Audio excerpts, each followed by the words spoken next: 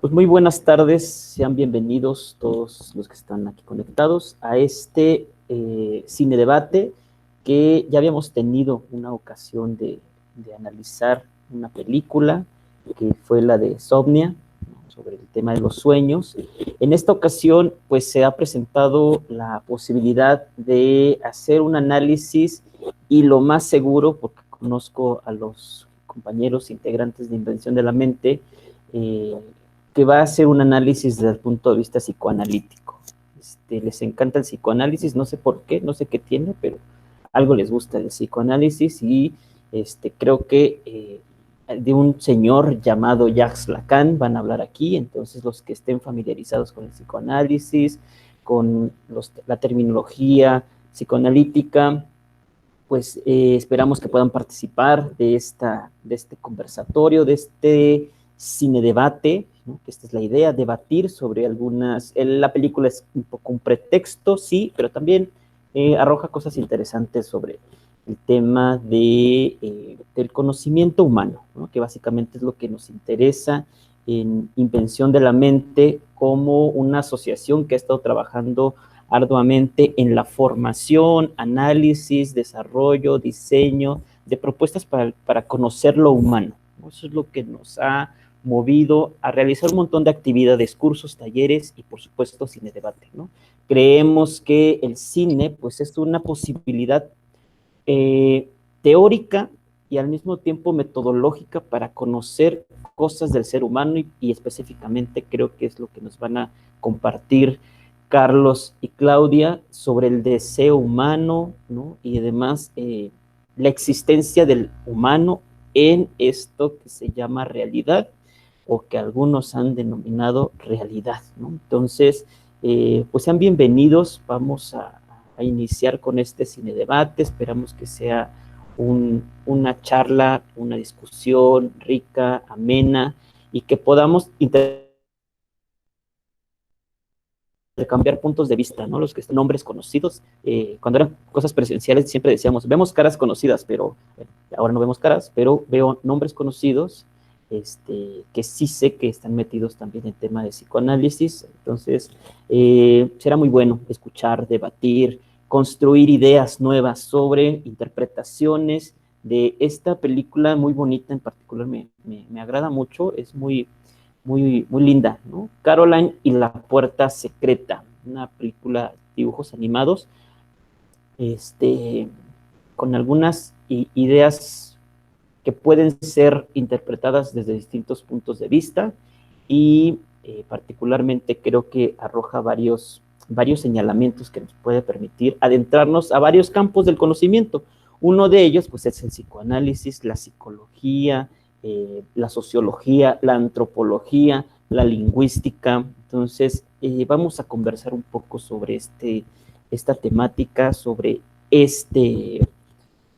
digamos, este pretexto de la película de Caroline y vamos a sacarle jugo, ¿no? A ver qué nos puede decir, qué nos van a decir nuestros ponentes, Carlos Iván Polina y Claudia Navarro, ambos psicólogos, y integrantes de Invención de la Mente, particularmente del Departamento de Atención Psicoterapéutica, que también estamos trabajando ahí. Ellos están trabajando en particular varios proyectos que ya les platicarán al final, y ojalá también se animen a seguirnos, síganos en redes sociales, por ahí andamos en Facebook, YouTube, Instagram, Twitter, como Invención de la Mente, andamos haciendo varias cositas, provocando y haciendo mucho ruido con el tema de psicoanálisis, particularmente tratamos de andar a la vanguardia con el psicoanálisis y la política, psicoanálisis y ciencias sociales, ¿no? Entonces, neuropsicología, farmacología, ¿no? Etcétera. Bueno, sin más, quiero dejarle la palabra a los integrantes de Invención de la Mente, grandes compañeros, amigos también, muy queridos de Invención de la Mente, que se han arrojado a hacer este tipo de proyectos. Y bueno, pues con esto hacemos la apertura oficial de este cine debate para empezar a compartir ideas, ¿no? Empezar a discutir algunos puntos de vista que nos permitan abrir el diálogo y conocernos a través del diálogo, ¿no? Platón tenía muy claro que la forma de llegar a la verdad era a través del diálogo. Por eso escribe diálogos. Diálogo que viene de día, que son la dupla, dos, logos, ¿no? Dos logos relacionándose, dos logos buscando la verdad y al mismo tiempo construyéndola, ¿no? Esa es la idea final del diálogo. Entonces apostamos este tipo de actividades para poder llegar a ese conocimiento de la verdad, ¿no? La verdad así con mayúsculas, aunque a veces a Iván no le gusta, porque Iván dice que la verdad es no toda, pero yo digo que si es no toda, pues no es verdad, ¿no? Entonces, pero bueno, son cosas de los asuntos psicoanalíticos lacanianos y de la falta de lectura de Hegel, ¿no? Los lacanianos no leyeron a Hegel, Lacan menos. Entonces, no se dio cuenta que, Lacan no se dio cuenta que la lógica del no todo ya estaba en Hegel, ¿no? Con la negatividad. Pero bueno, invitarlos a discutir y si tienen otras opiniones, pues esperemos que se arme el debate y se arme el intercambio de ideas. Pues sin más, les damos la más cordial bienvenida. Voy a dejarle la palabra a los expositores, a los que nos van a provocar con sus ideas revolucionarias y sus ideas provocadoras. Ahora primero a la psicóloga Claudia Navarro, que forma parte de Invención de la Mente y que en estos momentos pues, va a exponer su punto de vista, su análisis de Caroline y la puerta secreta. Adelante, Claudia. Gracias, Gus. Bueno, pues muy buena tarde a todos. Mi nombre es Claudia Navarro, como ya presentó Gustavo. Y bueno, ¿me podrías dar la siguiente diapositiva, por favor? Para comenzar, me gustaría primero aterrizar una información general sobre la película. Después daré una breve reseña de la misma, por si, bueno, en dado caso de que alguno de ustedes no la haya podido ver, entienda un poco sobre qué se trata y posteriormente, bueno, ya iremos hablando al respecto. En una información muy general, Coraline es una novela que se escribió en 2002 por el autor Neil Gaiman. Esta novela iba exclusivamente al público juvenil, pero la mezcla entre fantasía y horror gótico que manejan dentro de la novela, para quienes han tenido oportunidad de leerla, generó que hubiera interés por lectores pues ya más adultos y de diversas edades. 7 años después, esta película es pasada a la pantalla grande, siendo el director Henry Selick quien la convirtiera en uno de los stop motion más taquilleros. Sabemos que, bueno, un gran productor que realiza este tipo de películas es Tim Burton, por lo que esta película en específico llegó a empatar grandes producciones como El extraño mundo de Jack y El cadáver de la novia, producciones que son famosas por ser de este tipo de películas. Bueno, en una reseña muy breve de la película, voy a permitirme leerlo y dice así. Al día siguiente de mudarse a casa, Coraline explora las 14 puertas de su nuevo hogar. 13 pueden abrir con normalidad, pero la 14ª está cerrada y tapiada. Cuando por fin consigue abrirla, Coraline se encuentra con un pasadizo secreto que la conduce a otra casa tan parecida a la suya que resulta escalofriante. Sin embargo, hay ciertas diferencias que llaman su atención. La comida es más rica, los juguetes son tan desconocidos como maravillosos y sobre todo, hay otra madre y otro padre que quieren que Coraline se quede con ellos, se convierta en su hija y no se marche nunca. Pronto Coraline se da cuenta de que tras los espejos hay otros niños que han caído en la trampa. Son como almas perdidas y ahora ella es su única esperanza de salvación. Pero para rescatarlos tendrá también que recuperar a sus verdaderos padres y cumplir el desafío que le permitirá volver a su vida anterior. Bueno, esta es como una semblanza muy general de lo que trata la película.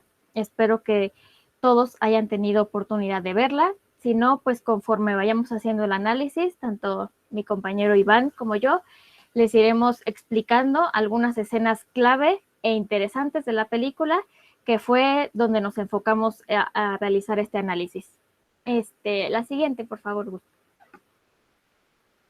Bueno, la película tiene una frase que a mí en lo particular llama mucho mi atención, que dice, ten cuidado con lo que deseas.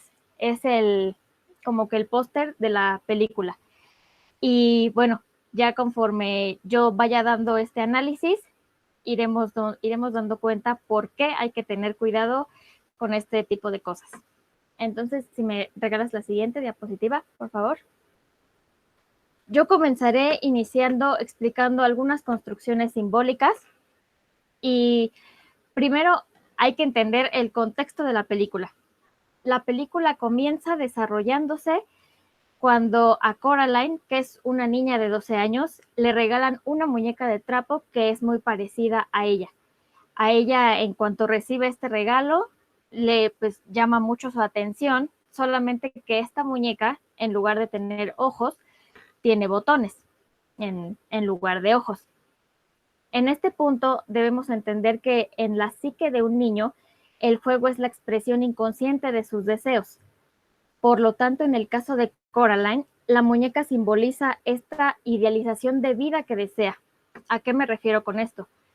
Podemos observar que en la película, pues sus padres no le prestan atención, el vecino que tiene la molesta bastante, sus vecinos son un poco aburridos. Entonces, esto es todo este juego de simbolismos con los que trata la película, se refiere a esto precisamente, a la psique de esta idealización que Coraline desearía tener, colocando la puerta entonces con este simbolismo en una extrapolación a sus propios deseos. Porque como mencioné anteriormente, esta puerta es ese túnel en el que ella supuestamente pasa entre un mundo y otro. En el mundo onírico no existe tiempo cronológico, solo tiempo lógico. ¿Qué quiero decir con ello? En el sueño muchas veces podemos hacer estos saltos de tiempo y yo creo que pues a la mayoría nos ha pasado, si es que llegamos a recordar algún sueño, que de repente nos encontramos en un espacio, no sé, por poner algún ejemplo, estamos en un zoológico y de repente ya nos encontramos en nuestra casa y son tiempos que parecieran no tener sentido. En apariencia, no tienen sentido para nosotros, porque el sueño no tiene una secuencia cronológica.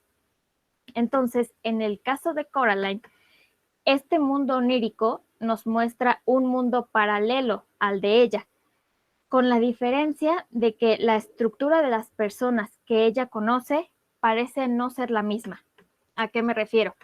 En este mundo paralelo en el que ella entra, sus padres son completamente diferentes, es decir, le prestan atención, cenan con ella, juegan con ella, bueno, su vecino se vuelve su amigo, las vecinas son más divertidas, etcétera. Pero ¿a qué se debe este cambio de estructura? Que es lo que pues más nos llamó la atención para realizar este análisis. Como se puede observar en el transcurso de la película, Coraline es hija única, la cual demanda la atención de unos padres que parecieran estar obsesionados e inmersos en su trabajo. Si se dan cuenta en un principio de la película, pues ella quiere jugar con sus padres y ellos parecieran no tener tiempo para su hija. Entonces, hay algo que le está faltando a Coraline. ¿Será la atención y el cariño de sus padres? Pues en un principio podría pensarse que sí, que efectivamente es esta la demanda de la niña. Pero la realidad es que no lo podemos saber. Y ustedes me preguntarán por qué. Pues porque es precisamente esa falta la que provoca que exista un deseo, lo que nos convierte automáticamente en seres en falta. La falta es lo que hace que haya deseo. Y trataré de aterrizar este concepto para un mejor entendimiento. Es decir, el deseo nunca se va a cumplir, ya que el deseo nunca es donde se cree que es. En primera, porque el deseo no es un objeto. El deseo va a tener un momento en determinado objeto, sin ser ese el objeto de mi deseo como tal. Porque cuando obtenemos aquello que creemos desear, inmediatamente el deseo ya pasa a ser otra cosa. Por eso siempre vamos a estar en esta constante falta. Y creo que esta película lo ejemplifica muy bien, ya que, bueno, lo puntualiza en la manera en que Coraline, cuando entra a este otro mundo, pues ella en un principio piensa que ya todos sus deseos están en apariencia satisfechos, porque pues es satisfecha con sus necesidades, lo que ella deseaba en un principio, esta atención de parte de sus padres, todo lo que los regalos, la diversión que le empiezan a proporcionar, etcétera. Pero ¿qué pasa con al paso de los días? Se da cuenta que su deseo no estaba ahí, y es cuando ella cae en esto de que pues ella ya quiere regresar otra vez a su casa porque pues se da cuenta que la otra madre no era buena, y bueno, ahí empieza toda la serie de simbolismos interesantes que abordaré más adelante.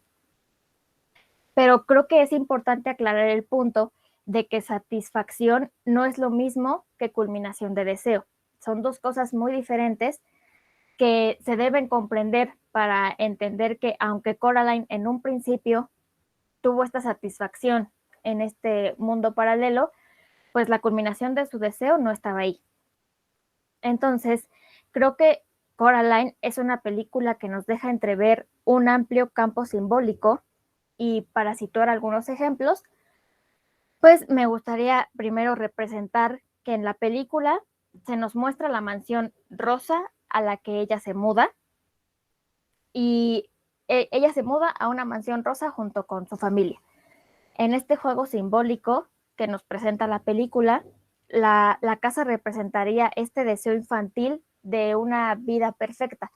Nosotros como espectador, pues podríamos pensar que en aquella casa Coraline va a estar mejor, porque también es bastante interesante todo este juego con la gama de colores que manejan en la película.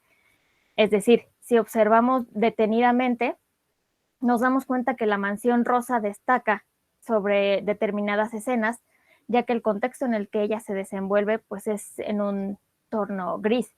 Entonces, bueno, uno como espectador a primera impresión podría pensar que esta mansión rosa significa algo bueno para la vida de Coraline. Para la psique de la niña representaría pues sí, esta idealización en un deseo infantil de que su vida va a mejorar y tal vez sus padres van a cambiar con ella y demás.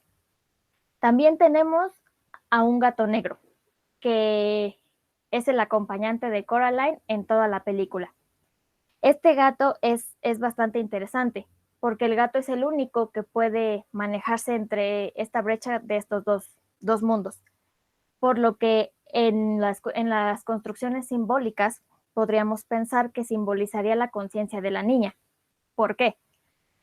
Este gato es el que le va diciendo que tenga cuidado con la otra madre, que no se deje engañar porque ella piensa que ese otro mundo está bien, que, que tenga cuidado con lo que desea, precisamente. Este gato negro es esa voz que le dice a Coraline que tenga cuidado.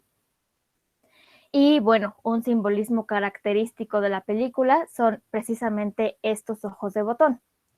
Todas las personas que Coraline conoce en este otro mundo tienen botones en lugar de ojos, lo cual es bastante interesante porque habrán manejado precisamente el quitarles los ojos en esta película.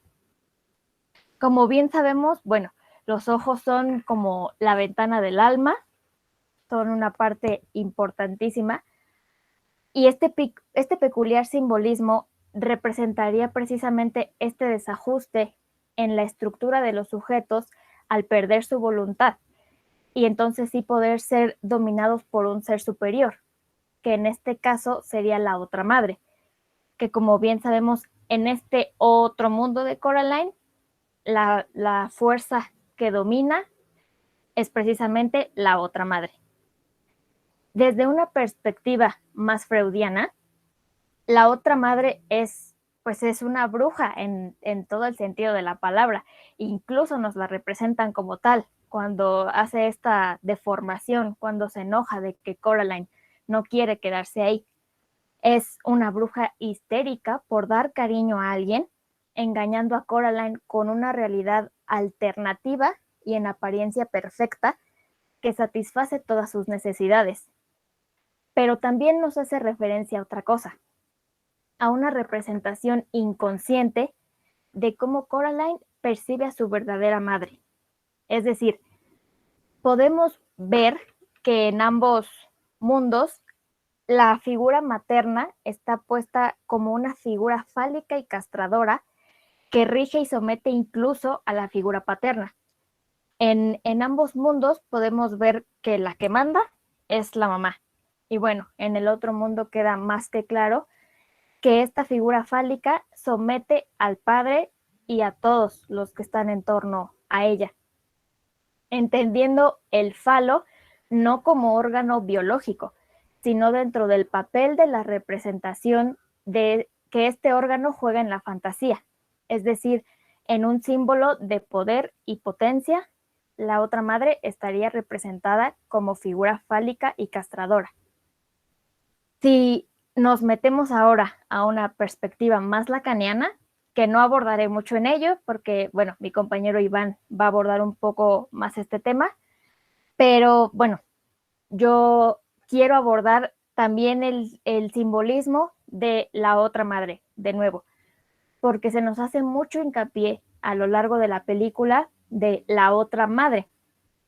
Entonces, desde Lacan sabemos que el otro con mayúscula es un otro dentro del orden simbólico, no un otro como sujeto. Entonces, este orden simbólico entra dentro de lo que Lacan denomina como registros de lo psíquico, siendo estos 3 registros que son lo real, lo imaginario y lo simbólico. Este orden simbólico solo existe porque tenemos la creencia que existe, siendo meramente una fantasía, que es en donde está Coraline. Este otro mundo, pues no es real, solamente es una fantasía que ella misma se está creando. En el caso de Coraline, a medida que ésta va teniendo un desenlace en su trama, pues se nos muestra de manera gráfica cómo este mundo paralelo se derrumba. De repente, cuando ella está teniendo esta lucha con la otra madre, donde ella pues ya se convierte como en una especie de bruja o algo parecido, y caen como en un fondo blanco, algo inexistente o una nada absoluta, Coraline va viendo cómo este otro mundo se derrumba y provoca que poco a poco vaya desapareciendo aquel placer que la estaba teniendo atrapada para finalmente reestructurarse en su vida cotidiana. Es decir, la película, pues como cualquier película infantil, acaba con un final feliz, obviamente, donde ella logra vencer esta figura de la otra madre después de esta lucha interna que tuvo. Entonces, me gustaría resumir algunos simbolismos clave de la película, como por ejemplo la llave que se encuentra Coraline, con la que abre la puerta precisamente. Esta llave representaría la psique de la niña. El túnel por el que tiene que pasar, como podemos ver en la ilustración, este túnel por el que Coraline pasa a este otro mundo, pues es la representación de sus deseos, de todos los deseos que la niña tiene. Y el momento al final casi de la película en el que ella arroja esta llave al pozo después de esta lucha con la otra madre, representaría el momento en el que se deja atrás ese deseo infantil de comodidad y perfección para afrontar al mundo externo y con ello la realidad. Podemos ver que después de, pues ya, de toda esta lucha y que ella vence a la otra madre y pues supuestamente gana, pues ya el mundo de la niña vuelve a la normalidad para ella reestructurarse, como les mencioné, y pasar de esta idea infantil a lo que vendría siendo pues la adolescencia. Y bueno, como les comenté anteriormente, para términos más lacanianos, mi compañero Iván les va a presentar su parte explicando un poco más toda esta parte de la perversión y el deseo. Bien, Pues hay algunos puntos con los que puedo ir hilando un poquito las intervenciones de mi compañera y lo que les quiero proponer. Hay algunas cosillas por ahí que voy a ir agarrando, pero antes de eso quisiera yo poderles transmitir una idea muy importante, que es justamente la estructura del inconsciente. El inconsciente está estructurado como un lenguaje. Ahora, esto es algo que hemos escuchado de repente todos. La estructura del inconsciente está justamente puesta en lo que se va diciendo, se va construyendo con cada uno de los significantes que se pueden ir tomando del otro, que ahorita vamos a ir hablando de todo eso, justamente para hacer una red de signos y símbolos que en realidad no significan en sí algo hasta que nosotros le vamos hilando un sentido. Eso más o menos con lo que va diciendo mi compañera cuando dice, bueno, este simbolismo significa esto, este simbolismo significa lo otro. En realidad no es que signifiquen algo en tanto tal, sino que se les va hilando ciertos significantes para dar un efecto de un sentido muy particular. Ahora, que el inconsciente esté en una superficie o el inconsciente está en la superficie, ¿qué nos quiere decir? Que el inconsciente no es algo de lo que estemos hablando como algo que está dentro y lo que está afuera, como algo que es distinto a lo consciente, sino algo que discurre en una superficie muy particular, que justamente nos da este engaño de decir, bueno, hay algo que está por dentro, por fuera, o que es interior y es exterior. Y ahorita lo vamos a ir checando bien. Nada más para ir dejando algunas ideas aquí en el aire. Para esto, antes que nada, quiero que podamos leer qué es el término de una estructura. Si estamos hablando que justamente el inconsciente está estructurado como un lenguaje, ¿cómo damos cuenta de que es así?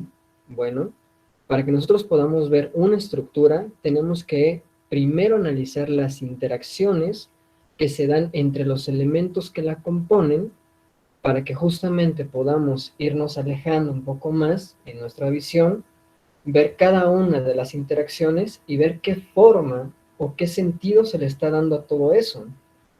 Por eso me gustaría que pudiéramos poner un poquito de atención en esas imágenes que tenemos aquí, porque algo interesante de lo que estaba hablando mi compañera también era un poquito de los registros.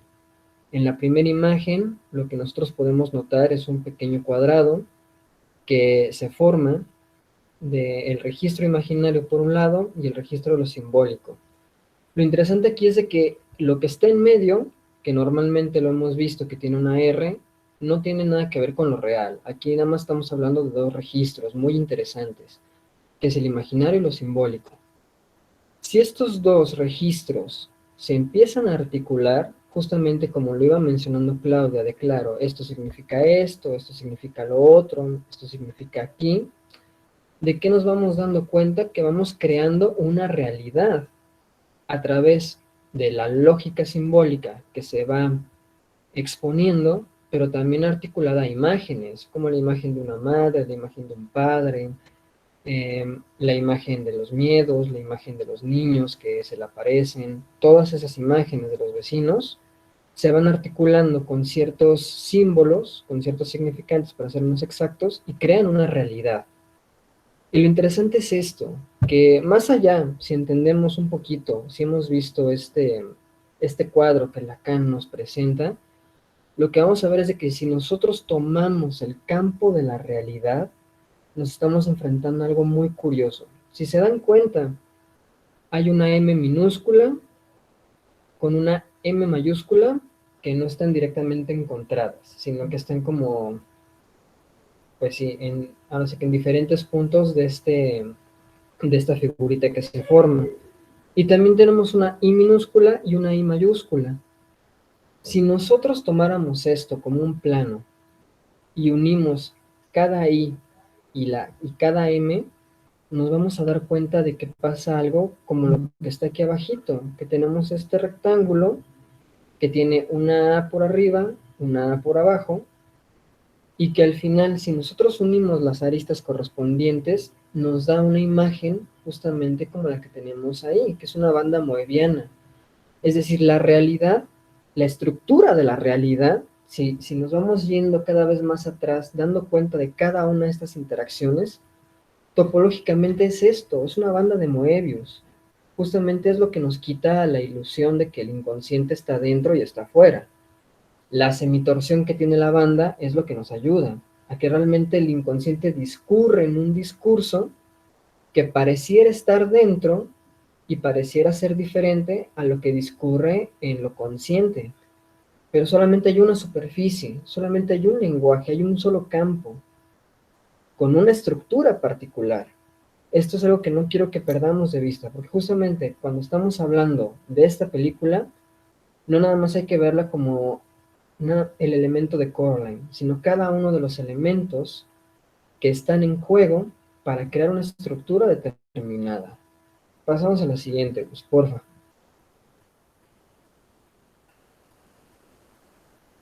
Bien, ahora algo que también estaba tocando bastante mi compañera era justamente este asunto del deseo. Y para que podamos dejarlo un poquito más claro en este sentido, me gustaría que pudiéramos revisar rápidamente esta cita que tenemos aquí de Lacan, del seminario 11, que justamente nos habla a grandes rasgos de que el deseo lo podemos equiparar con un imperativo categórico kantiano. ¿Cuál es la frase que normalmente escuchamos sobre este asunto? Que básicamente es que tenemos que actuar con base a una máxima que quisiéramos que se transformara en una ley universal. O sea, actuar en un sentido que guíe cada acto de nuestra vida y que eso se pueda transformar en una máxima para universalizarla. Eso es el deseo. El deseo es un imperativo que tenemos que seguir para intentar saciarlo, pero que al final, como bien decía mi compañera, va a ser una imposibilidad llegar a su culminación. Siempre va a estar en constante movimiento. Eso es algo que caracteriza el deseo, que siempre es algo que está en movimiento. Pero hay algo muy particular en este sentido que me gustaría que leyéramos, que Lacan pone en énfasis, y es esta parte de la cita que dice, bueno, vamos a leerla a partir de más o menos la mitad. El mismo que desemboca en el sacrificio, propiamente dicho, de todo objeto de amor en su humana ternura. Y lo digo muy claro, desemboca no solo en el rechazo del objeto patológico, sino también en su sacrificio y asesinato. Justamente, el deseo puede ser llevado hasta su máxima expresión, que puede ser que, para que yo pueda cumplir mi máxima, puedo llegar a hacer lo que sea, incluso hacer los sacrificios necesarios para que podamos cumplir esta máxima. Finalmente, no por nada, después de este seminario, lo que entra en la enseñanza de Lacan es este texto padrísimo que es Kant con Sade, donde justamente nos viene a hablar justamente de esto, del deseo como un imperativo kantiano que se puede transformar justamente de un soberano bien, de poder guiar una vida, a un soberano mal. Pero bueno, vamos a la que sigue, Gus, porfa. Ahora, justamente esto del deseo y de la estructura me lleva a poder aterrizar la lógica de una estructura particular, que es la perversión. Pero primero vamos a ver un poquito en qué se mueve este asunto de la perversión. De entrada, el deseo es el deseo del otro. No estamos hablando de que un sujeto desee, no estamos hablando incluso de que un individuo desee cosas. Estamos hablando de que hay un campo en falta, un campo del lenguaje que le faltan algunos elementos para estar completo. Eso es a lo que nos referimos cuando decimos que hay algo que está en falta. Claro, el sujeto está en falta, el sujeto va a buscar, pero en realidad esa falta proviene del otro. El otro quien es el que lo construye. Ese campo del saber, ese campo de los significantes, construye el sujeto en relación con esta falta. Eso es lo más importante. Ahora, la estructura de la realidad está construida por significantes, entonces la estructura es del otro, justamente, como les voy mencionando. Esta banda moebiana que les estaba comentando hace rato, ¿qué representa? Cada punto de esa superficie son significantes. Si bien podemos hacer ahí una lectura del sujeto, no podemos olvidar que el sujeto, su forma, su estructura, proviene del otro, proviene del campo de los significantes. La estructura moebiana, la estructura que crea la realidad, en realidad la crea el otro. Eso es algo muy importante para poder pensar la lógica de la perversión. Continuando un poco, la perversión, como la neurosis, requieren de la operación metafórica conjuntiva, o lo que la mayoría de nosotros conocemos como la metáfora paterna. ¿Para qué? Para poder pensar justamente en esta lógica del significante. ¿Qué hace la metáfora paterna a grandes rasgos o metáfora conjuntiva? Es que si hay algo que ya tiene un sentido estructurado, como decía, por ejemplo, Lacan, ¿no? Que está el deseo de la madre, ese se toma como un gran otro en el plano de lo imaginario, y de repente viene la figura del padre para poder romper con eso, con ese primer gran otro imaginario, y decir, no, mira, en realidad puede haber otros sentidos. Este significante que a lo mejor te dio mamá, que significa esto, en realidad lo rompemos por la mitad, por así llamarlo. Tenemos un significante que ya no nada más opera en un solo sentido, sino en muchos otros sentidos. Eso es lo que hace que la dinámica del lenguaje sea tan rica, pero que también existe el malentendido, que lo que hace operar la metáfora paterna o la metáfora conjuntiva es la posibilidad de poder operar en un lenguaje metafórico, que en realidad cada significante nada más se tiene que unir a otro para dar un efecto de sentido, más no es que cada significante ya signifique algo. Y justamente es por eso que podemos hacer cosas como hace rato decía mi compañera, decir, bueno, los ojos los voy a relacionar con el alma, y esto del alma lo voy a relacionar con otra cosa, y así, me armo una cadena, hago un efecto de sentido, y ya tengo un significado o una significación. Pero no es que eso ya esté dado, es que eso se conecta a través de los significantes. Ahora, ¿esto que conlleva justamente? Que si un significante no significa nada, y que un significante en sí mismo no tiene una identidad propia, ¿a qué nos estamos enfrentando justamente? A una falta. ¿Y el deseo a dónde apunta? A obturar esa falta. ¿De quién es la falta? Del otro, justamente del campo del lenguaje, del campo de los significantes. El que está en falta es el otro. Ninguno de los significantes que lo puede conformar es idéntico a sí mismo. Está siempre en falta en ser. Eso es algo muy interesante para esta lógica de la perversión. Ahora, siguiendo un poquito la dinámica, justamente el problema de la perversión es quedar capturado como objeto del deseo del otro. ¿Qué quiere decir esto? Más o menos en la neurosis se pueden hacer cosas con esa falta, se hacen síntomas, se dialoga un poco con eso, lo podemos poner como en queja. Pero ¿qué pasa con la perversión? La perversión de lo que se encarga no es de crear un sujeto que pueda tratar de satisfacer el deseo del otro, de obturar la falta de alguna manera, sino que en la perversión se vive o se estructura desde el lugar de objeto, como si nosotros, si fuéramos la estructura perversa, fuéramos parte de ese cuerpo del otro, de ese campo del otro, y pudiéramos completarlo, como si fuéramos una ficha más de todo ese campo, y lo pudiéramos completar. Es por eso que en la perversión no se tolera la falta. La perversión no puede estar en falta, pese a que sabe que existe, sabe que hay una falta. Él es el objeto que viene a obturarla, que viene a taponearla. Esa es la diferencia con la neurosis, que prácticamente son casi idénticas. Esta es la gran diferencia, que uno hace cosas con la falta y otro totalmente es ese objeto que falta, o cree ser ese objeto que falta. Eso es lo interesante. Ahora, ¿qué pasa con esto entonces? El imperativo categórico es llevado a su máxima sadiana, a su máxima más sádica, gozar del otro. El otro ya me puede pertenecer a mí, puedo gozar de él hasta su muerte, hasta terminar con él. Es por eso que se puede teorizar que el significante amo de toda esta cadena perversa siempre se va a identificar con la muerte.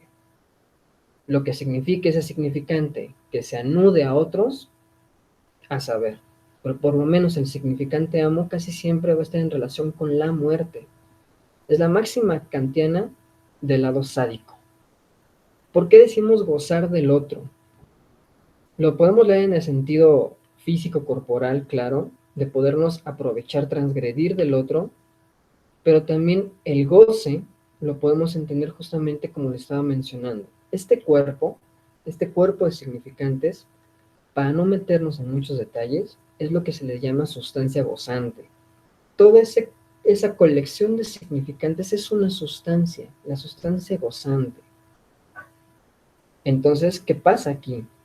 Si el perverso no es en sí mismo un sujeto, es un objeto, y este objeto está o pretende estar en el campo del otro, el perverso no desea tal cual, el perverso ya goza, pero porque cree ser parte del otro, ser parte de esa red de significantes, ser parte de esa falta.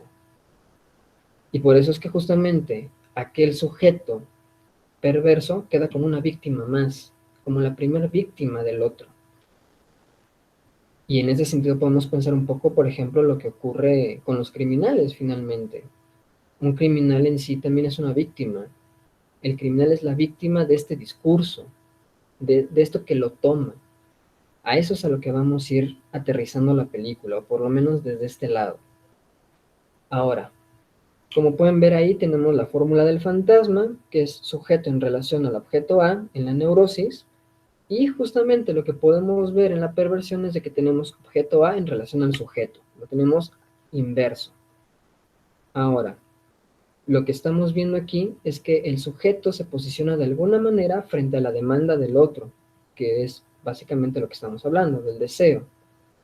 El perverso reniega la ley de castración, es decir, no tolera que el otro esté en falta. Por eso justamente la matematización que podemos ver hasta abajo es A elevado a A, o sea, el otro elevado al otro. El otro siempre completo, un otro del otro siempre. La otra, por favor, Gus. Bien, ahora, ¿qué podemos ver justamente con esto de la estructura perversa?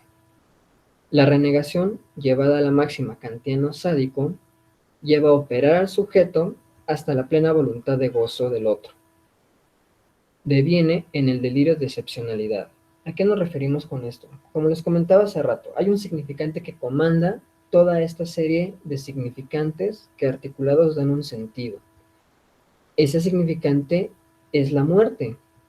¿Y qué pasa? Ese significante, como pueden ver de este lado en esta matematización que tenemos en la imagen, significante 1 le va a preguntar algo al significante 2, que siempre está en relación amo y esclavo en este primer discurso del amo, que es el que está aquí en la pantalla. Nos va a dar justamente como resultado un resto, pero en lugar de posicionarnos como sujeto producto de la relación S1-S2, nos colocamos justamente como el objeto A, como el objeto A de deseo. ¿Y qué se nos demanda? Justamente poder transgredir. ¿Por qué? No por nada en particular, sino que justamente hay un soberano bien que tenemos que seguir justamente con esta estructura kantiana de que queremos decir, bueno, esto es el máximo bien que yo quiero para mi vida, entonces voy a actuar de esta forma prácticamente hasta la muerte. Pero ¿qué pasa si lo llevamos a un plano sádico? El soberano bien se transforma también en un soberano mal.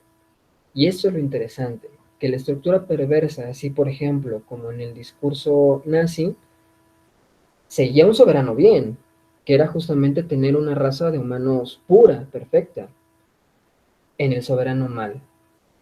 Hacer el bien estando en el mal, o estando bien estando en el mal. Esa es la propuesta de Lacan en la estructura perversa, que la máxima kantiana del soberano bien se vuelve una máxima sádica de soberano mal. Yo puedo utilizarte a ti de la forma en la que me plazca con tal de llegar a esa máxima, que es justamente lo que el recorrido vectorial nos va diciendo. Tenemos la posición de objeto A, si seguimos el recorrido llegamos a esta B, que significa voluntad de gozo, es decir, Aquí nos estamos colocando totalmente como si fuéramos el otro, como si entregáramos totalmente toda la estructura al otro. Bajamos en el recorrido y creamos un sujeto del crimen, que puede hacer cualquier cosa para cumplir esa máxima voluntad de gozo. Y donde tenemos a Coraline arriba, como un sujeto víctima. Las víctimas de los criminales están hasta arriba, que es justamente a donde apunta todo esto, a usar a alguien para poder corroborar todo esto. Y si nos damos cuenta, eso es lo que pasa con esta lógica de la otra madre y los niños. ¿Qué le dicen los niños a Coraline? Que ella vio que eran infelices, les ofrece una máxima de bien, les ofrece cumplir cualquier cosa que ellos deseen a cambio de su alma, a cambio de su vida. Un soberano bien, yo te voy a criar, yo te voy a cuidar como nadie te ha cuidado, por un soberano mal, hasta tu muerte, prácticamente. Que es lo que hace la otra madre, y es lo que le ofrece a Coraline, un sacrificio. Tú quieres esto, tú deseas esto, yo te lo puedo dar, sí, solo sí, haces un sacrificio. De eso se trata la perversión, de creer que podemos obtener el deseo a cambio de algo. Eso es lo que podemos leer en esta estructura que llamamos Coraline al final, pero no en tanto nada más la protagonista, sino en tanto todo lo que se puede ir juntando en la película como interacciones de significantes, justamente como lo pone Claudia, de esto significa esto va a significar esto. Si juntamos cada uno de esos significados, nos va a dar como resultado una estructura. Y es esto en lo que terminamos, en una estructura perversa. Ahora, justamente, ¿qué pasa aquí con la otra madre? La estructura perversa sostiene otro bello y perfecto: hacer todo el mal para asegurar su bien. El discurso de amo habilita la máxima, colocando como ese uno la muerte, crea el sujeto perverso como acto de transgresión. ¿Qué pasa con la imagen de la otra madre? Moviéndonos en lo imaginario. Nos pone a una mamá totalmente bondadosa, una mamá comprensiva, una mamá muy diferente a la mamá que Coraline usualmente tiene que estar pues lidiando. Pero después, ¿qué ocurre? Ese soberano bien, esa imagen bella y perfecta de una madre, ¿en qué se transforma? En esta suerte de insecto bruja que termina siendo totalmente lo malo, lo feo, lo destructivo. Justamente ahí podemos ver representado este viraje del soberano bien ocultando el soberano mal. Eso está, me parece que clarísimo, justamente en esta dinámica de la otra madre. Y justamente, ¿ella qué hace?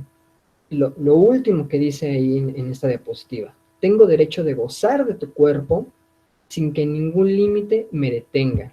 El pasaje al acto perverso o delictivo o criminal, como lo quieran llamar. Como yo ya te cuidé, yo ya te procuré, yo ya te di, ahora yo te puedo utilizar. ¿Y para qué utilizaba a los niños la otra madre? Para seguir existiendo. Para eso es que necesitaba esas almas, para poder seguir existiendo, para perpetuarse. Me escondo en un otro bello y perfecto para después ponerte el horror enfrente. Pasamos a la siguiente, Gus, por favor. Bien. Si quieres primero la de gracias. Muy bien, pues con eso se concluye el trabajo de análisis de la película. Yo quisiera agregar también algunos elementos que me parece, partiendo de esta idea que nos pone Iván sobre la dialéctica entre el bien y el mal, que efectivamente no puede haber mal sin bien y puede haber bien sin mal, ¿no? Es decir, no son objetos separados ni ideas separadas, es el mismo mal ya está germinando en el bien. Digo, eso lo vivimos efectivamente todos los días, ¿no? Para referencias más cotidianas, pues eso lo vivimos en el amor, ¿no? Antes del amor está el odio, ¿no? Antes de que te amen, te odian. Esto es ley general, ley universal para ponerlo en términos más provocadores, ¿no? Antes de que alguien ame a alguien, hay odio, ¿no? Y la prueba clara está la madre, es que yo no quiero llamarle madre primera y madre dos, sino la madre de la primera escena, ¿no? De Coraline, perdón. Y que, por cierto, ahorita que estaba recordando que yo estoy diciendo Caroline, en el otro mundo era Caroline, ¿no? Jugaban con esas dos identidades, Caroline y Coraline, ¿no? Que también tiene que ver con su propia identidad de Coraline, ¿no? Es decir, somos dos sujetos en uno, somos dos seres en uno. Y bueno, decía, al principio, nada más voy a proyectar dos laminitas, Iván, si me permites, nada más para cerrar con algunos elementos. Al principio tenemos bien interesante, se ve claramente la madre que odia al hijo, ¿no? Déjenme nada más compartir dos laminitas que tengo aquí.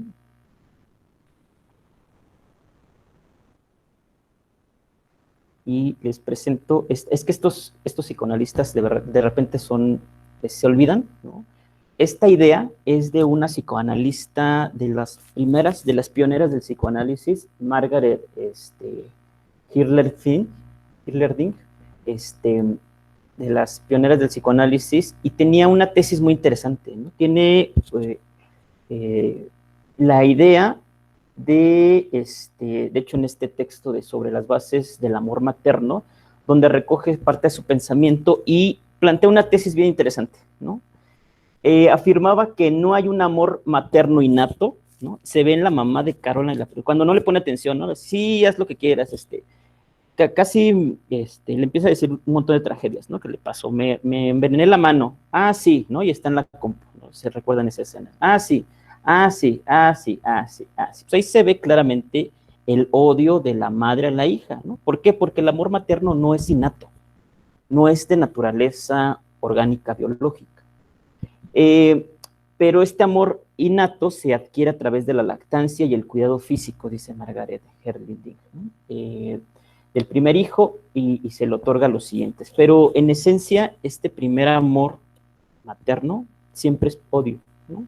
Eso se conoce comúnmente como depresión posparto, ¿no? Seguramente lo han escuchado, ese término más popular.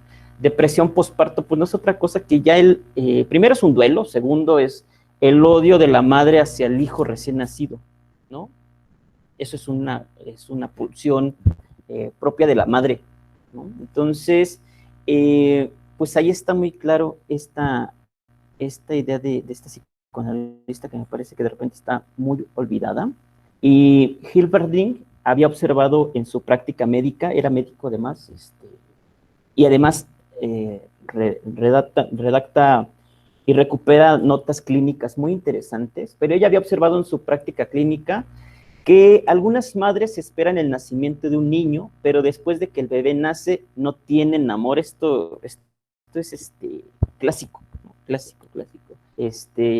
No sienten el amor, hay cierto repudio, ya están hartas del bebé.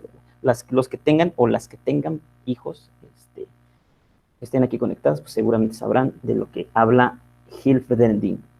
Sugiere también que los movimientos fetales despiertan el amor y el placer de la madre, y estos pueden ser sexuales. La pérdida del placer corporal debido al nacimiento del bebé puede causar que se instale la aversión, es decir, el odio. Bueno, ¿qué quiero decir con esto? Nada más para cerrar y no tomar más la palabra, que no es mi intención. Pues observamos también que este otro mundo de Coraline no está separado del mundo real, ¿no? Esta fantasía donde entra Coraline es su propia fantasía de Coraline, ¿no? Entonces, la madre perversa de la que nos habla Iván, pues es el deseo de Coraline, ¿no? Que así desea la madre, ¿no? Hay un deseo ahí que se convierte en lo bueno se convierte en malo, ¿no? Antes de que te amen, antes de que le gustes a alguien, ya te odió, ¿no? Eso es por definición. Cuando alguien te diga, me gustas, y te desea salir contigo y todo eso, es porque ya te odió. Algo de ti le caga, ¿no? Así, lo que te choca, te checa, ¿no? Entonces, le gustas a alguien porque ya te odió. Entonces, te acomoda en su economía libidinal y te obliga a que ocupes un lugar, ¿no? Eso es el amor. El amor es someter a alguien a que ocupe un lugar en esta estructura que nos acaba de regalar Iván, ¿no? Que ocupe un lugar en ese orden simbólico. Entonces te somete, ¿no? Entonces no dejemos de ver que los dos mundos es el mismo mundo, nada más que desplegado en su perversión, ¿no? Pero es el mundo creado por Coraline, es decir, la fantasía perversa es de Coraline, le pertenece a ella, ¿no?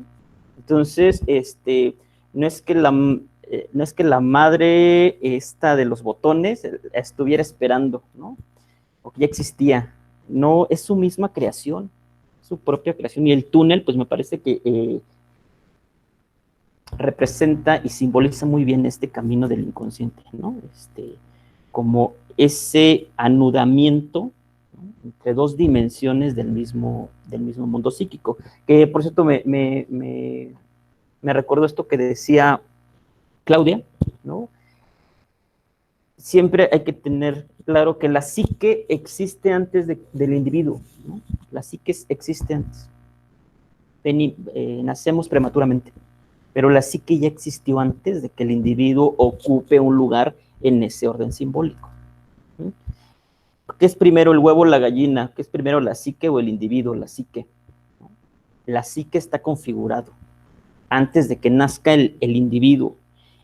Es decir, y esto es una idea provocadora, pero también a veces no se discute en estos debates del aborto, ¿no? Es decir, ¿el feto que está ahí es humano? Sí, claro que sí, porque está hecho por humanos, ¿no?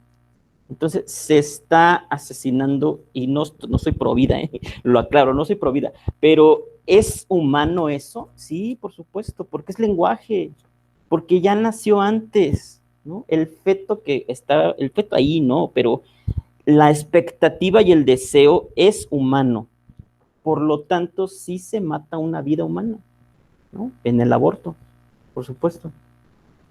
Lo que pasa es que, bueno, esto tendría que pensarse como, efectivamente, como nos lo regala también Iván, como el inconsciente, como un lenguaje, que dice Lacan, un lenguaje. No dice el lenguaje, sino un lenguaje, es decir, una forma social. Entonces, me parece que con esto podemos abrir la discusión. No sé si alguien tenga comentarios, pueden escribirnos en el chat, pueden abrir su micrófono con todo gusto, y con todo, bueno, nada más me faltó leer esta parte última, cierro con eso, para abrir el diálogo. Hilferding notó la inexistencia del amor de la madre en su práctica clínica, médico, además, en la negativa a amamantar, ¿no? Ya ven que hay mujeres que amamantan y les duele el pecho, ¿no? Pues es psíquico, ¿no? Es el deseo de no amamantar para que el hijo muera, ¿no? Como si una madre siempre quiere un hijo, no es cierto, ¿no? Esa es una fantasía neurótica, ¿no? El deseo de entregar al niño los actos hostiles que se extienden hasta el infanticidio. Todos hemos escuchado noticias de mujeres que matan a mujeres y abandonan a niños recién nacidos, ¿no? O el desagrado por un niño en particular, porque, por ejemplo, el padre ha desertado. Y ahí está lo que nos decía tanto Iván como Claudia, ¿no? El padre de Coraline, pues es un padre forcluido, ¿no? La forclusión del nombre del padre. Y yo diría, también aporto esta idea, que Coraline es psicótica, ¿no? Es una estructura psicótica porque no hay una ley del padre. Hay una desestructuración del nombre del padre. Entonces es una psicótica. Pues es tan psicótica que, acuérdense de esa escena cuando ya quiere salirse del mundo, cuando se le empieza a volver perverso el deseo, si quiere salir y resulta que no puede salir, ¿no? Y regresa al mismo mundo. Entonces, puse psicotis, ya se brotó, ya. Coraline es una niña psicótica, ¿no? Entonces, perdón si eso rompe con la ilusión de la bonita película de Coraline, pero es psicosis ahí. ¿Por qué? Porque no está el padre en los dos. El padre está ausente, ¿no? no hace y por eso la madre de los botones, de los ojos de botón, puede, ¿no? Puede intentar subsumir a Coraline en ella, ¿no? Porque el padre está ausente. ¿Dónde está el papá? Poniendo la ley y diciéndole, a ver, ustedes dos sepárense, ¿no? A ver, usted, señora de los botones, sepárese de la niña. ¿Dónde está? Pues no hay padre, ¿no? Todos, bueno, no sé si todos, pero los que estamos en este campo psicoanalítico sabemos que la ausencia de padre es igual a, casi como fórmula matemática, es igual a psicosis, ¿no? Forclusión del nombre del padre, falla el padre. Y bueno, también por eso las mamás odian a los hijos, ¿no? El maltrato, dijo Hilferding, y ya con esto cierro, puede ocurrir especialmente con los hijos ilegítimos y los que no son creados por la propia madre. Entonces, pues es todo un relajo esto del conflicto edípico, que Freud lo vio muy bien, ¿no? El conflicto edípico es un conflicto de la familia moderna. Estos problemas lo tenían los griegos, ¿no? Lo tuvo, esto me gusta mucho decirlo. ¿Platón tuvo complejo de Edipo? No, claro que no, porque esto solamente es de la familia moderna, solamente, ¿no? Entonces, pues ahí está muy explícito en Coraline. ¿Aristóteles tuvo complejo de Edipo? No, no lo tuvo, no existe, no puede existir complejo de Edipo en Aristóteles. Y no digo en sus escritos, sino en el individuo llamado Aristóteles. No, porque eso es otra época. Freud habla de la familia moderna, que surge, ¿no? No es transhistórico, y tampoco nos vayamos con la finta, ¿no? No es de que siempre existió el inconsciente, no es cierto. Y eso lo marca Freud, ¿no? Lo marca Freud. El inconsciente es moderno. Entonces, pues bueno, todo esto quisiera abonar más bien para que podamos abrir el diálogo, la discusión y poder escuchar también a los que están conectados qué piensan, ¿no? Entonces, Claudia, Iván, no sé si antes de dar la palabra a los que están quisieran comentar algo o si están de acuerdo en que dejemos 2 minutitos aquí, si alguien quiere abrir su micrófono, comentar qué piensa, si vio la película, si no la vio, si se le ocurrió algo, si de aquí estamos diciendo cosas que no tienen nada que ver, o quisiera abrir ese espacio de comentarios, preguntas y respuestas. No sé qué piensas, Carlos, Claudia. Pues no sé, yo digo que primero el público y después nosotros ahí intervenimos un poco. Excelente, pues dejamos unos segunditos por si alguien quiere levantar su mano, quiere abrir su micrófono, qué piensan de estas ideas, se les ocurrió algo, mientras voy a proyectar lo que teníamos anterior.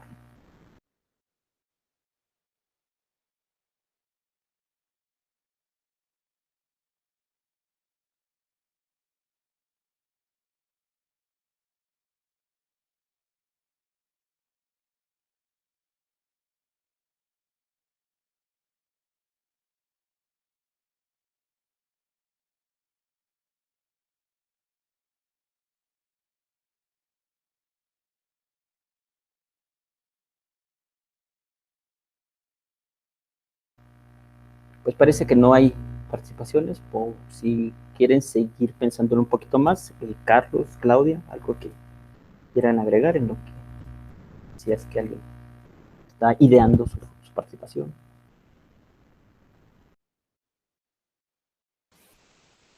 Bueno, pues mientras se animan a abrir sus micrófonos, yo quisiera aprovechar para hacerles la invitación a este curso que organizó el Departamento de Atención Psicológica, Bases Teóricas para una Clínica desde Lacan, un curso bastante interesante que dará inicio en septiembre.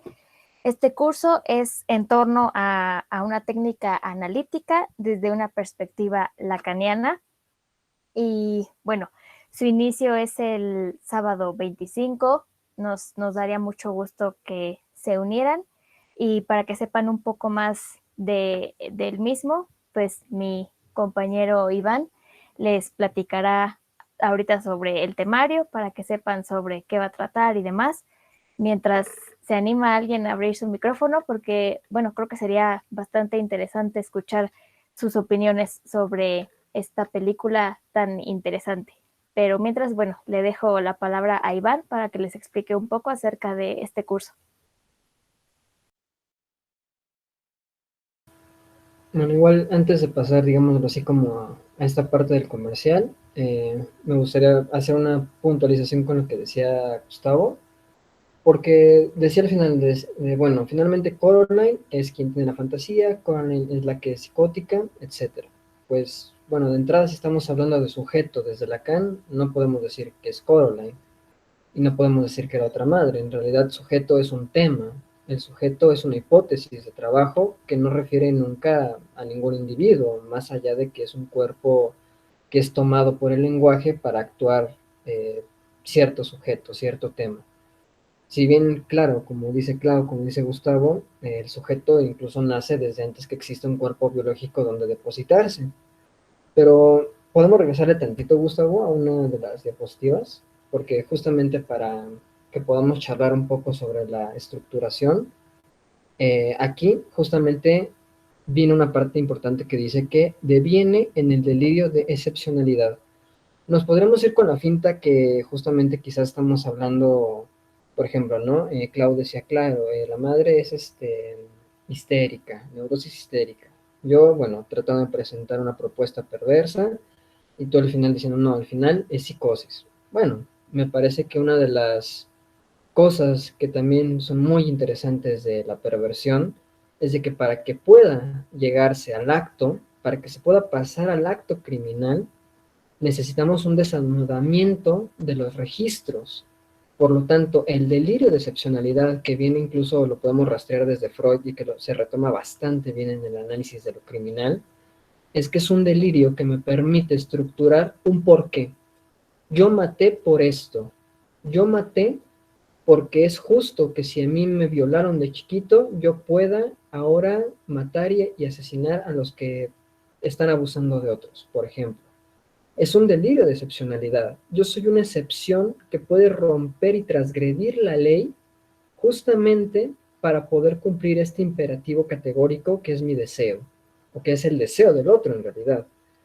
Yo no miré tanto por la parte de que es psicótica, y más aún el individuo Coraline es psicótico, sino que estamos frente a una estructura perversa donde hay un desanudamiento de los registros que me permite hacer un acto delictivo mediante un delirio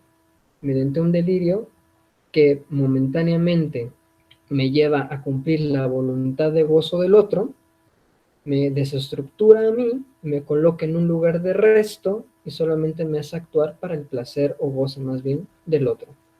Por lo tanto, me parece que la lectura psicótica la podríamos más o menos reservar, justamente si hablamos quizás desde un paradigma más individualista freudiano, me parecería una propuesta interesante, pero si la aterrizamos desde este asunto donde el sujeto en realidad no es nadie, al igual que el otro, me parece que estamos hablando más que nada de una perversión con claras vistas de donde se desanudan los registros para poder hacer un pasaje al acto criminal. No sé si alguien hace que antes de pasar a los comerciales o seguir con los comerciales, pues tenga algún otro aporte. Sí, Iván, aquí hay un comentario que nos pone, ya se están animando, ojalá se animen más. Leo un comentario y dejo ahorita unos segundos para si alguien quiere abrir su micrófono. Saúl Persa nos dice lo siguiente: muchas gracias, muy interesante su lectura de la película, ya no la veré de la misma forma. Y bueno, gracias, eso nos halaga. Y coincido con Gustavo sobre la falta de la ley del padre. Ahí hay un comentario. Y bueno, no sé si alguien más quiera comentar algo, quiera escribirnos algo, los escuchamos.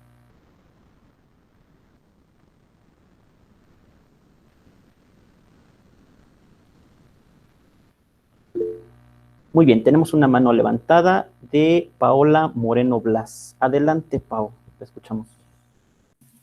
Ok, muchas gracias. Básicamente sí se me hizo una plática, como lo dijo Saúl, muy interesante porque yo no lo veía desde esta parte, ¿no? En el sentido de que, por ejemplo, las cosas que simbolizan, ¿no? El gato, el túnel, todo esta, la percepción que tiene o el significado de cada cosa. Pero yo, no sé, siento que eso de que, por ejemplo, la mamá le tenía, bueno, odio, no creo que sea algo así, ¿no? Como de que sin odio no hay amor y sin amor, pues, o sea, no creo que sea algo como que muy lógico, porque entonces, porque es el deseo también de ser madre, ¿no? Entonces, lo que yo creo, bueno, porque he visto esta película desde muy pequeña, y créanme que yo lo veo desde muchos puntos diferentes, y siento que no es tanto su imaginación ni deseo de ella, porque entiendo la parte en que una niña a lo mejor la falta de atención de sus padres puede hacer que, no sé, llegue a imaginar este mundo que sea su deseo, ¿no? Pero si se dan cuenta, el inicio de esta película habla que ya existían otras niñas, que ya existían otros personajes, ¿no? Entonces es como que, ok, si es algo imaginario o algo que ella creó en su mente, ¿por qué entonces aparecen estos niños, no? O sea, ¿por qué existen estos tres niños anteriores? Y qué coincidencia que la persona que les rentaba a, a su familia, pues de niña perdió a su hermana y que se quedó en ese mundo, ¿no? Porque podemos llamarlo que es otro mundo, son como mundos paralelos. Entonces, el mundo paralelo puede ser de que tú vives en tu realidad, pero vives lo mismo en otra bueno, en otro mundo, ¿no? Como es algo más que no se puede comprobar y a veces la ciencia no lo puede, pues no se puede comprobar, pero existe, ¿no? Entonces, esta película, de hecho, no es para niños, es más como para otro tipo de personas, pero yo creo que esto que vive Coraline es de otra parte o de como otra dimensión, porque al final, e incluso el final es muy inconcluso, ¿no? Si ya se había vivido o si ella ya había tirado la llave y todo eso, ¿por qué el gato vuelve a desaparecer? Esto da a entender que que el gato se volvió a ir a ese mundo, ¿no? De Coraline. Entonces, no sé, yo siento que pues también la mamá no era tanto que tuviera odio a Coraline, sino no le prestaba la atención adecuada a su hija. ¿Y por qué entonces si le tenía odio? Al final de la película, su familia en su realidad, ya no en el mundo, sino en su realidad, sus papás ya estaban más contentos y ya le prestaban la atención que ella necesitaba, ¿no? Entonces, pues, no sé, creo que hasta el momento es eso nada más. Gracias. Muchas gracias, Paola. Qué interesante, qué buenas lecturas. Y qué bueno, ya se están animando más.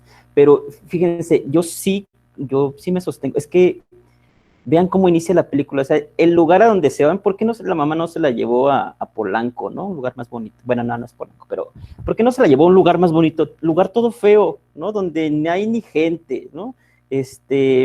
La casa toda fea, vieja. O sea, el boiler casi explota, ¿no? Que está oxidado. Hay goteras. O sea, ¿quién se lleva a su familia a ese tipo de condiciones tan feas, ¿no? Yo creo que sí hay una especie como de indiferencia y de desprecio por su familia, de la madre, porque al final es la mamá la que se los llevó, ¿no? Porque van a estudiar plantas y todo esto, ¿no? Pero lugar feo, ¿no? ¿Qué mamá se lleva a un hijo que sí ama a ese tipo de lugares, ¿no? Y además le da de la mano, ¿no? Le da ahí se me fue la palabra, se infecta de la ramita que tenían y se envenena, ¿no? Se envenena la mano y ni la pela, ¿no? Entonces, ¿cómo no? Ahí está la prueba de que la madre no quiere a la hija, no la quiere, ¿no? La hubiera dejado con sus amigos, ¿no? Allá era más feliz, se la llevó donde es feliz la madre, ¿no?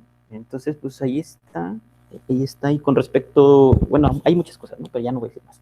Le damos la palabra a Héctor, ahí es que no veo el apellido, pero Héctor, adelante, te escuchamos. Sí, gracias. Bueno, es interesante cómo esta propuesta se hace. Igual la película desde que salió se me hizo muy interesante. Creo que el abordaje que cada uno toma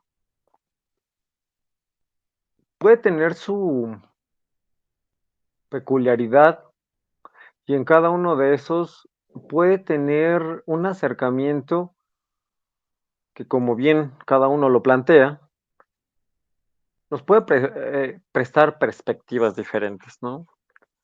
Yo concuerdo con, me agradó mucho cómo Iván hace esta presentación, ¿no?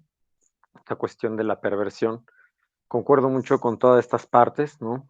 Incluso con algo que dice Gustavo, en alguna medida, ¿no? Como esta cuestión de los dobles, del doble mundo, ¿no?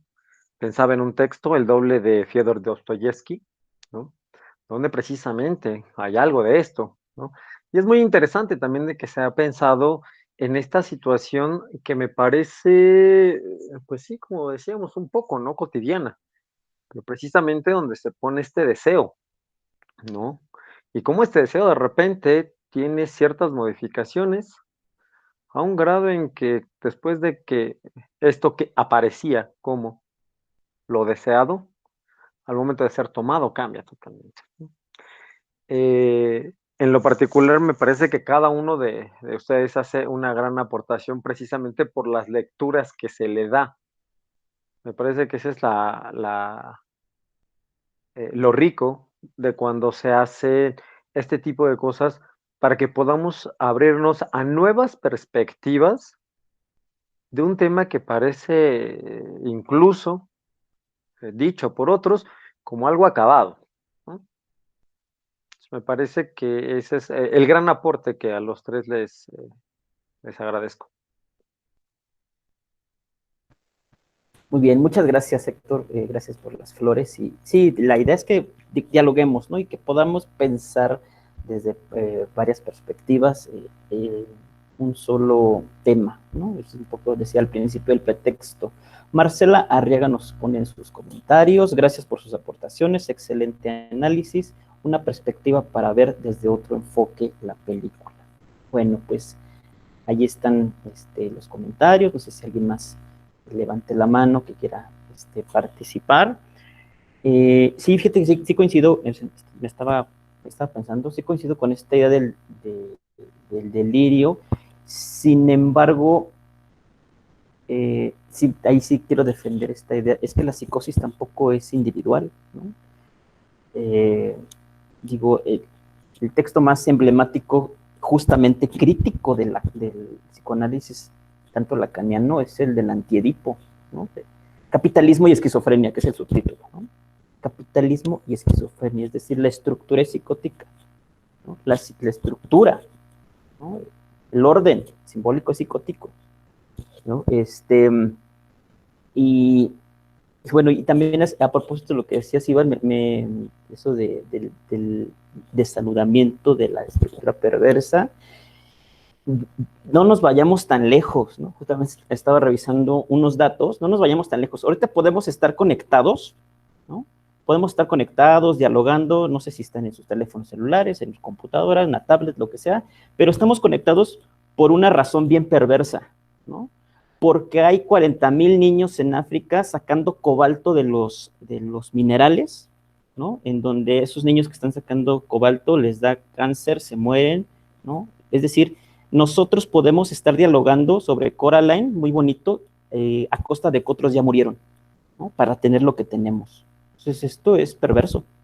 Somos perversos, por supuesto que sí, por supuesto, pero pues esto es parte de la dialéctica que Freud también lo dejó claro, dialéctica, neurosis, perversión, por supuesto. Hemos asesinado, ahorita que nos conectamos, hemos asesinado a más de 40,000 niños en África, porque hacemos uso de la tecnología de la que ellos nos portan para poder hacer este tipo de eventos. Claro que sí, eso es perversión. Entonces, el perverso no solamente es el que pasa al acto, también yo lo ampliaría, o sea, esto es perversión, ¿no? Hacemos uso de la vida del otro, ¿no? Uso en el sentido material, usamos el cuerpo del otro para nuestras necesidades. Y esta es la prueba clara, ¿no? Estamos matando niños, ¿no? Indirectamente, por supuesto, porque esta es una red, un sistema, ¿no? Entonces, cuidado cuando suben sus estados a WhatsApp, ¿no? Porque ahí estamos haciendo uso de nuestra perversión, ¿no? No nos demos golpes de pecho, estamos matando a gente que tiene pésimas condiciones laborales y que gracias a ellos podemos tener teléfonos celulares, una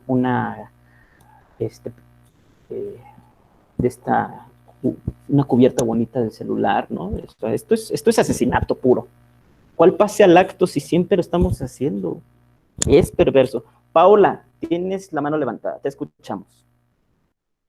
Sí, yo concuerdo mucho con lo que pues acabas de comentar y creo que básicamente es como una ley universal porque todos dependemos de todo a costa de sacrificios, algunos inhumanos, algunos que pues no deberían de ser, ¿no? Como mencionas también en África hay muchos esclavos que trabajan por, bueno, son esclavos, ¿no? Y ellos deben de sacar los diamantes para que, ¿qué? Para que en Estados Unidos un diamante, o sea, imagínense todo lo que lo que cuesta un diamante, solo para que sea un símbolo de un matrimonio, ¿no? Porque pues al final entonces estamos disfrutando de cosas materiales por otras personas y que no deberían de existir, ¿no? Y a veces desearíamos no tener un celular o no tener aparatos en casa, pero tristemente la evolución del humano hace que codependamos de todo esto, ¿no? De un teléfono, aunque uno diga, no, es que pues no lo necesito, pues sí se necesita, ¿no? Para cosas pues no vanas, sino a veces necesidades de, por ejemplo, el trabajo, la escuela, o sea, cosas así.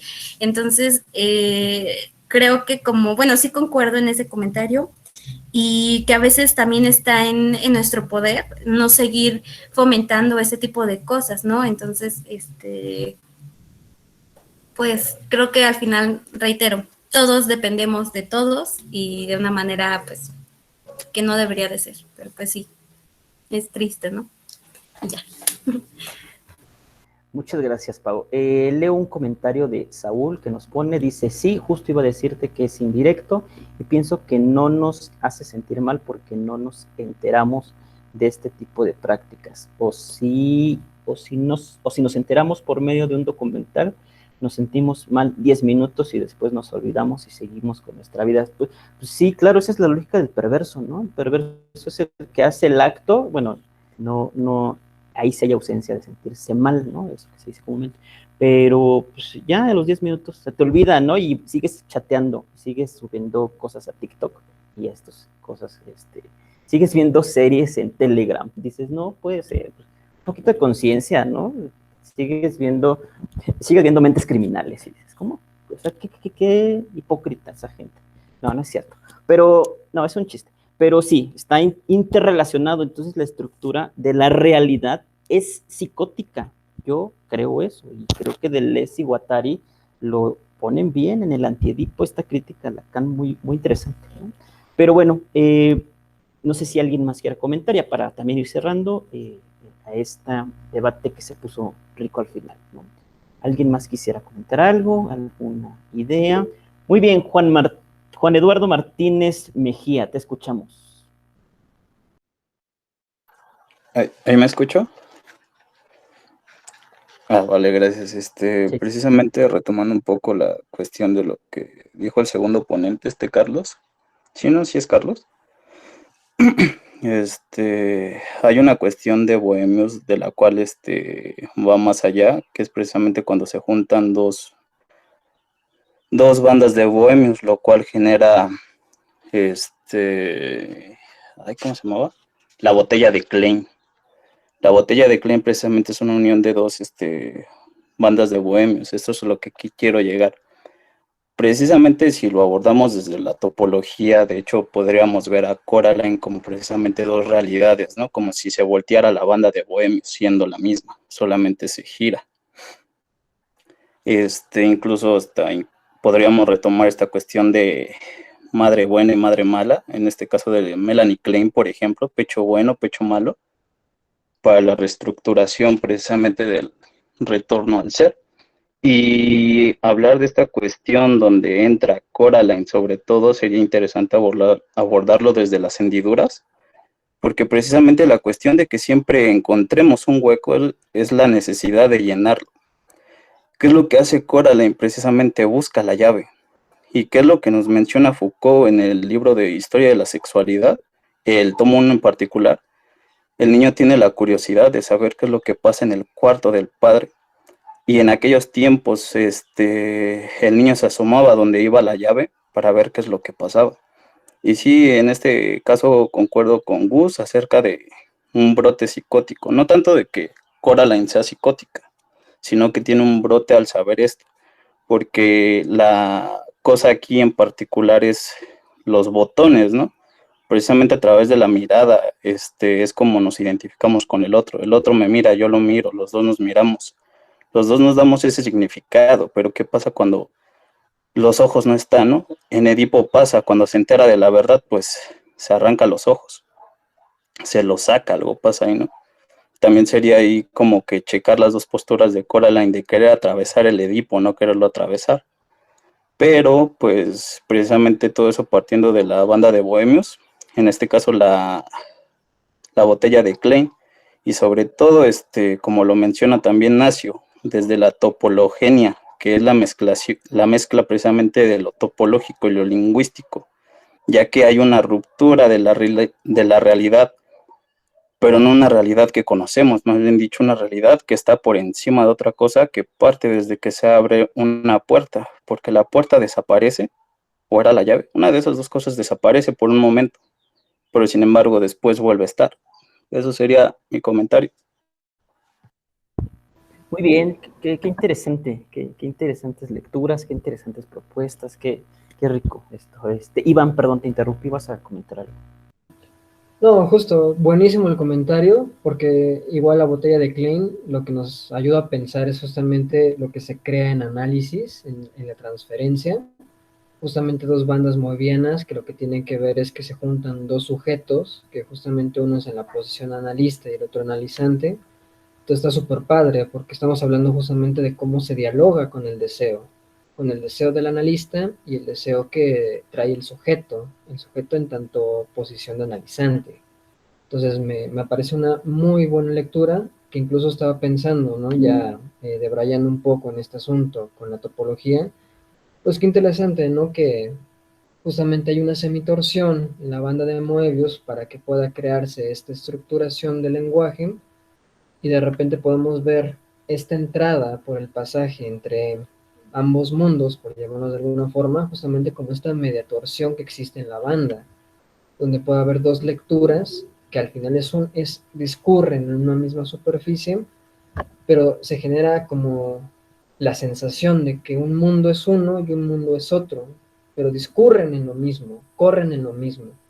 Entonces, hay mucho ahí en la topología justamente para formalizar y seguir pensando esto, e incluso como lo estamos haciendo, ¿no? Finalmente hay distintas epistemologías por aquí sonando que nos hacen tener lecturas muy diferentes y eso enriquece bastante todo esto, ¿no? Así es, así es. Pues bueno, yo creo que también es tiempo de ir cerrando. Igual, de todos modos, si alguien tiene alguna participación más, le pedimos que levante la mano y lo escuchemos con gusto o nos escriba. Pues se les hace esta cordial invitación a este curso. Ahí está entrando alguien ya al final, ¿no? Se va a enterar del curso. Les hacemos esta cordial invitación a este interesante curso sobre bases teóricas para una clínica desde Lacan, que en particular va dirigido a estudiantes o recién egresados de la carrera de psicología y afines, ¿no?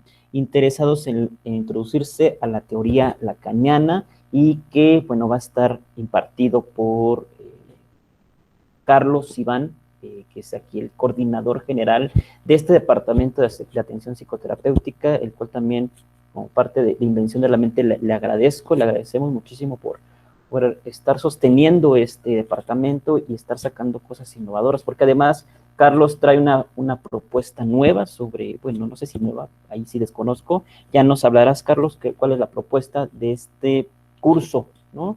Que me parece que no es para formarse como analista tal cual, pero ¿cuál es la propuesta de este curso, Carlos? Sí, finalmente el curso recoge justamente, ¿no? Bases de una teoría muy particular, que es justamente para empezar como a hacer una lectura distinta de la clínica, digo, hablando ahorita de diferentes corrientes epistemológicas, y justamente este curso tiene ese sentido de acción, ¿no? Finalmente poder encontrar una base epistemológica, ontológica, que nos permita una lectura, incluso acercándonos a una cientificidad del psicoanálisis, y que nos permita hacer una clínica particular. No la mejor, no la peor, pero una clínica que realmente me parece bastante interesante y que justamente recoge un poco de lo que terminábamos hablando hace ratito, ¿no? Por ejemplo, la topología, que muchos incluso toman a Lacan desde la perspectiva filosófica para hacer su clínica, pero esta otra propuesta ya toma otros elementos de la formación del analista que el mismo Lacan ponía, ¿no?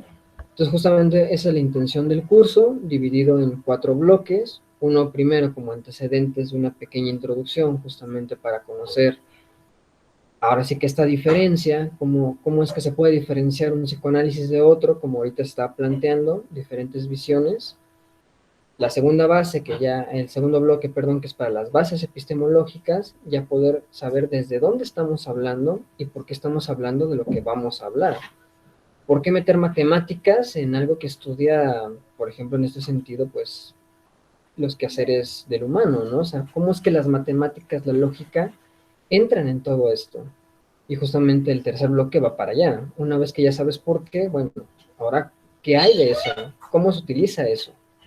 Y para terminar en el último bloque, ya hablando de cómo todas esas bases teóricas decantan en una clínica, cómo opera una clínica a partir de la matemática y la lógica. Es una visión que recoge algunas